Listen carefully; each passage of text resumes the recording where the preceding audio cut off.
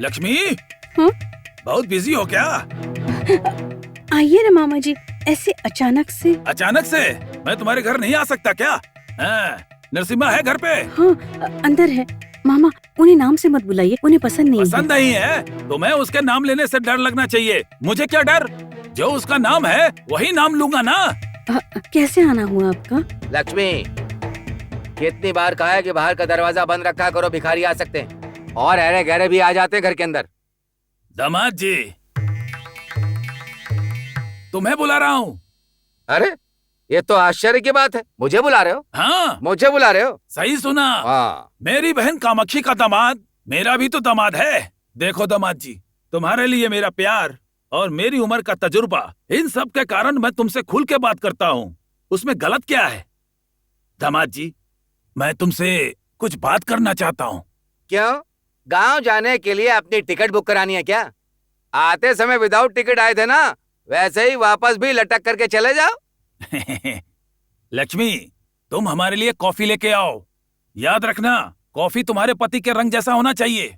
लेकिन गिलास इनकी तरह होना चाहिए, मेरी तरह हट्टा कट्टा नहीं होना चाहिए। जाओ ना। दामाद जी, गणेश किसी लड़की से प्यार करता है और तुम दिव्या की शादी उससे करवाना चाहते हो। जैसे ही तुम्हें पता चला कि ये शादी नहीं हो सकती, तुम बम के जैसे फट गए। आप उस बारे में बात मत करिए। आप मेरे घर में ये बताइए आए क्यों हैं? क्या अपमान करने के लिए आए हैं? मैं क्यों अपमान करूंगा? तुमने जो आशा किया है ना, वो तुम्हारी आशा कभी भी पूरी नहीं हो सकती। बाकी के दामाद उसे सपोर्ट कर रहे हैं। अभी से ये हाल है तो कल वो लड़की बहू बनकर घर पे आएगी, तब क्या होगा तुम्हारा? मुझे क्या?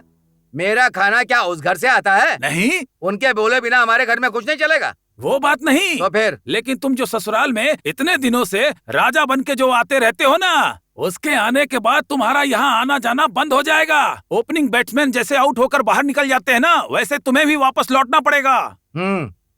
जिस आदमी ने कभी बैटिंग नहीं की वो मुझे आकर के सलाह दे रहा है। बैटिंग क्या है पता भी है?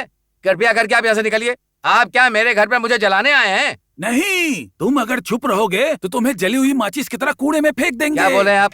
तुम अपनी जगह से एक कदम भी बिल्कुल मत हटना। कोई भी आए जाए, कामाक्षी के घर सिंघम तो तुम ही हो। चीफ दामाद हो तुम। देखो दामाद जी, तुम अभी वहाँ ना जाने की जिद करोगे तो वो लोग पहले थोड़ा परेशान करेंगे, फिर आपके घर आके विनती करेंगे, फिर आप मना करोगे, फिर कुछ दिन बाद वो लोग तुम्हें मनाना भी छोड़ देंगे। क्या यही चाहते हो?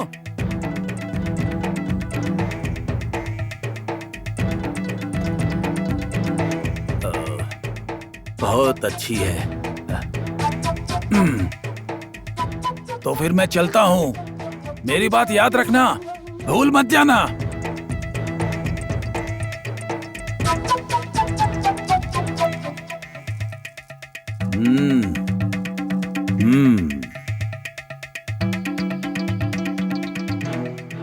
ए नरसिम्हा, तुम्हारे बिना उस घर में बहुत शांति है और मुझे ये बिल्कुल अच्छा नहीं लग रहा है।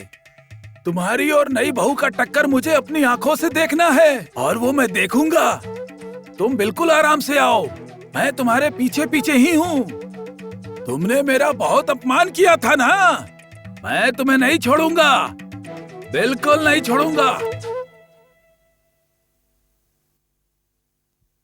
सुनो गणेश बेटा, शादी के हॉल में आज जाना है या कल? नहीं माँ, लड़के वाले कल सुबह 4 बजे वहाँ पहुँच जाएंगे। मुझे आज रात को ही जाना पड़ेगा। खाना पकाने वाले भी आएंगे और बहुत काम भी है। सजावट का काम भी बचा है और मूर्ति जीजा जी को भी आने को कहा है। पापा कहाँ हैं? कोई पुराने दोस्त आए हैं, उनके साथ ही बाहर गए हैं वो। माँ, कीर्तना के परिवार वालों को बुलाऊं क्या? तुम एक बार अपने पापा से बात कर लो। आप क्या सोचती हैं? हम लोगों ने अभी तक उनसे बात नहीं की है। मुझे लगता है इससे पहले उन्हें न्योता देने की कोई जरूरत नहीं।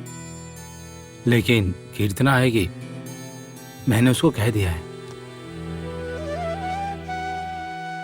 तुमने बुलाया ना, तो मुझे क्यों पूछ रहे हो तुम? आने दो, आने दो।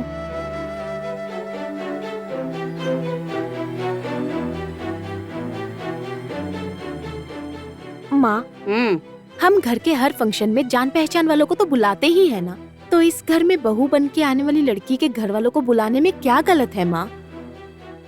बड़े जानते हैं किसे कब बुलाना है। हम सब जानते हैं, तुम जाओ।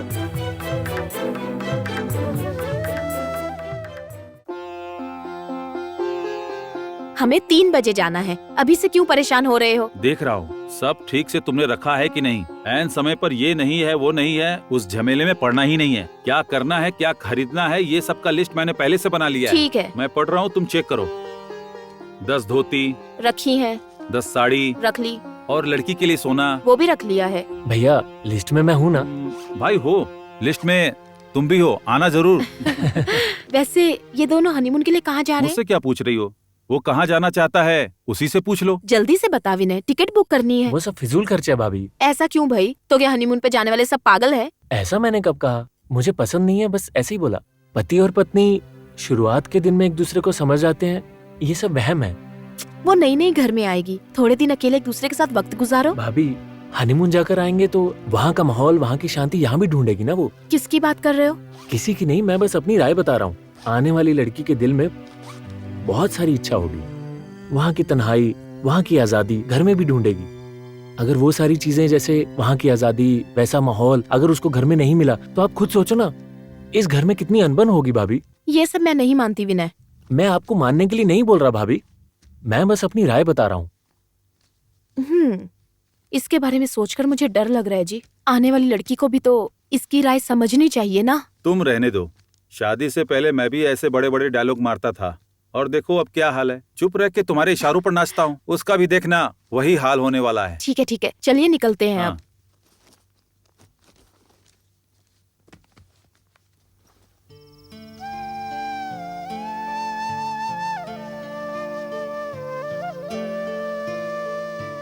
हाय गणेश, ये लो प्रसाद। अरे पता है, मैं आनंद भवन में कब से फोन कर रही थी पर आप वहाँ मिले ही नहीं। बहुत काम था। चलो चलो जल्दी हॉल में चलो, आ जाओ। मैं बस रिसेप्शन के लिए आऊँ तो चलेगा ना? कैसी बात कर रही हो? संगीता की सगाई के समय पर तुम मेरे घर वालों से मिल चुकी हो। वो बात तो है। कीर्तना, हमारी बात अभी तक पक्की नहीं हुई है, इसलिए माँ तुम्हारे घर वालों को न्योता नहीं देना चाहती। और मेरा अकेले आना भी ठीक नहीं होता, इसलिए मैंने तुम्हें बोल दिया। कोई बात नहीं गणेश, हम ये सब फॉर्मेलिटीज नहीं मानते और ये सब तो छोटी छोटी बातें हैं। मैं जरूर ठीक आऊंगी। है, अभी टाइम होने वाला है, बहुत काम है मुझे। तुम जल्दी से मंडप में चलो हाँ। और श्रुति को आते समय लेते आना, ठीक है? हाँ तो बस मैं घर जाके आती हूँ।